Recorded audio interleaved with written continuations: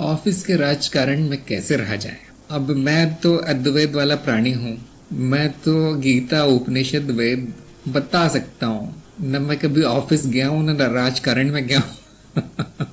ऐसा तो नहीं आप गलत आदमी से पूछ रहे हैं जो कि ऑफिस में कदम रखने में भी डरता है, उससे पूछ रहे हैं कि कैसे रहूं मैं ऑफिस में। ऐसा कुछ पूछिए, चेतना कैसे लाई जाए, साक्षी भाव कैसे लाया जाए, ये इस तरह की कुछ पूछिए गुरु से। गुरु जी, गोभी की सब्जी में ये वाला मसाला डाल लूं या वो वाला मसाला डालूं। अब क्या मैं हलवाई हूँ? बता सकता हूँ मैं वैसे। आप बुधवार सत्संग में आए और ऑफिस का राजकारण पूछ रहे हैं, तो कौन सी सूची में डालूं मैं, आपको बताओ। क्या आप जब मोटर गैरेज में जाते हैं तो क्या वहां ये बताना शुरू करते हैं भाई कौन सी गोली खाओ, मुझे सर दर्द हो रहा है, या आप मेरा ऑपरेशन कर दो थोड़ा सा। आपके पास भी पाने वाने और पेचकस दिख रहे हैं, आरी वारी दिख रही है। मेरा भी ऑपरेशन कर दो। मैं तो आपको मूल ज्ञान दे सकता हूं, अगर आपको चाहिए तो ले लीजिए। मैं तो ऑफिस से भी लोगों को खींच के ला सकता हूं, मैं किया भी है। बहुत से लोगों की नौकरियां छुड़वा दी। मैं ठीक नहीं करता, मैं नाश करता हूं। नाश हो जाएगा वो ऑफिस, ऑफिस सब सत्यानाश हो जाएगा।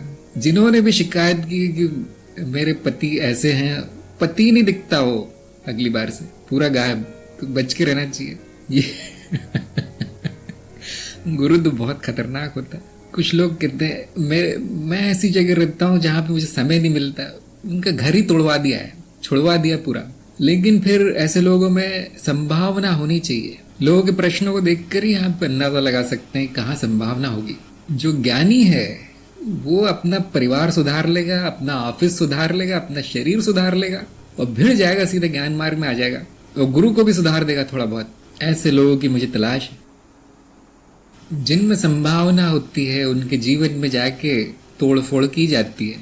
किया है मैंने ऐसा। और हम बड़े आपत्तिजनक चीजों का सहारा लेते हैं कभी कभी, जैसे झूठ, जैसे तंत्र। तो किसको आना है ज्ञान मार्ग में?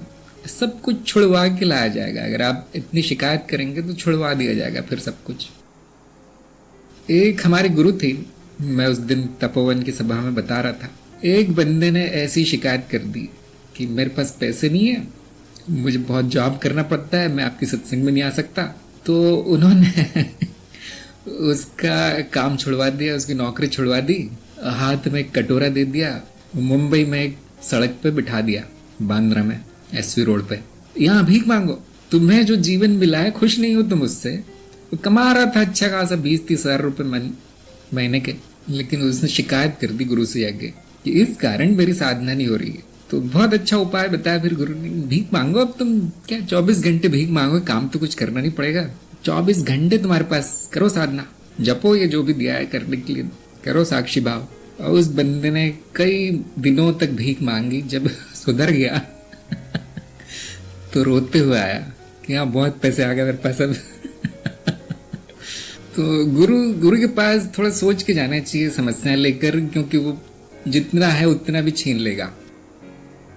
बहुत से लोग बोलते हैं गुरु में तो करुणा होती है, गुरु में तो दया होती है, प्रेम होता है। हाँ तो ये प्रेम ही तो है। जिसने भी भीख मांगी थी उसकी इतनी अच्छी प्रगति हुई, उसने मुड़कर नहीं देखा फिर कभी।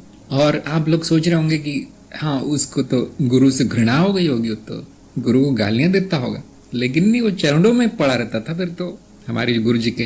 तो ये अध्यात्म बड़ा विचित्र काम है। देखिए, मुझे भी अपने गुरुजनों से सीखने को मिला है सब। मैं खुद कुछ नहीं करता, मेरे पास ऊपर से आ जाता है ऑर्डर कि इसका अब ये छुड़वा दो, उसका वो छुड़वा दो। वो आज्ञा नहीं माने तो क्या, ज्ञान मार्ग छुड़वा दो फिर उसका। तो क्या है, ये जो लोग आते हैं समस्या लेके, वो समर्पित नहीं है। वो चाहते हैं समस्या ठीक हो जाए, उसके बाद गुरुजी बाय बाय। तो ऐसा कभी नहीं होगा। वो समस्या पूरी समाप्त हो जाएगी, लेकिन आप भी समाप्त हो जाएंगे साथ में। मैं ऑफिस से क्या, घर से क्या, पृथ्वी लोक से ही उठा के जाऊंगा। कौन आना चाहता है? ये मनुष्य जन्म ही अंत कर दूंगा मैं तो। क्या छोटा मोटा लेके क्यों आते हो? मूल से ही समाप्त हो जाएगा आपका सारा दुख। तो जैसे कि हम कह रहे थे उस दिन, आम जनता अध्यात्म का सस्तीकरण कर देती, सस्ता कर देती उसको। अध्यात्म की ये जो बड़ी बड़ी बातें गुरु लोग बोलते हैं, मेरे तो किसी काम की नहीं है, चलो कुछ ऐसा पूछ लेते हैं जो मेरे काम आ जाए। तो इस वाले दिन कौन से रंग के कपड़े पहनने चाहिए, और उस वाले दिन रात को कितने बजे उठ जाना चाहिए। और एक दो आ गए थे, वो पूछ रहे थे कि मैं कितनी बार खाना खाऊं दिन में। खैर वो छोटे छोटे होते हैं, नए नए आए हैं तो उनको पता नहीं होता, लेकिन वो फिर संभावना भी तो नहीं दिखाते कि उनकी मासूमियत को थोड़े दिन उसका मजा लिया जाए, क्योंकि वो मासूमियत तो छिनने वाली है, लेकिन संभावना भी तो नहीं दिखती उनमें। कुछ लोग चमत्कार की उम्मीद से आते हैं कि गुरु जी चमत्कार कर देंगे, बिल्कुल करेंगे चमत्कार भी, लेकिन जिनमें संभावना नहीं उनमें कुछ नहीं करेंगे। फिर जहाँ संभावना होती है वहाँ चमत्कार भी हो जाते हैं। मैंने खुद अपनी आंखों से देखा है, माया को भी मोड़ दिया जाता है वहां पे। तो काम का तो कुछ भी नहीं है। देखिए इस मृत्यु लोक में आपके काम का कुछ भी नहीं, सब राख है, मिट्टी है। एक ही चीज काम की, वो ज्ञान जल्दी जल्दी लेकर यहाँ से चले जाना है। जैसा कि मैं बता रहा था कि मेरे हाथ में ज्यादा नहीं है, मेरे हाथ में क्या है कि जो पक गया है उसको तोड़ लेना, फसल काट लेना, बाकी कृपा है, कृपा ही कृपा है, मेरा कुछ भी नहीं है। तो जिन पर कृपा है वो आराम से बैठे, और जिन पे कृपा नहीं है थोड़ा सा प्रतीक्षा करनी पड़ेगी, प्रयास करते रहिए। इसलिए मैं परीक्षा पे बहुत जोर देता हूँ। परीक्षा जो पास कर लेता है वो काफी आगे जाएगा। परीक्षा पे जोर है सारा, क्योंकि फिर उस दिन सूची में आ जाते हैं वो। जो इतना कटिबद्ध है, जो इतना समर्पित है ज्ञान मार्ग में, कि वो लिखता है बेचारा रात दिन, वो सब पढ़ता है, सुनता है, और उसके बाद परीक्षा देने की हिम्मत भी करता है, ऐसा सार्वजनिक रूप से। मतलब जो आप स्कूल कॉलेज में परीक्षा देते हो आप ही को पता है आप क्या लिख रहे हो।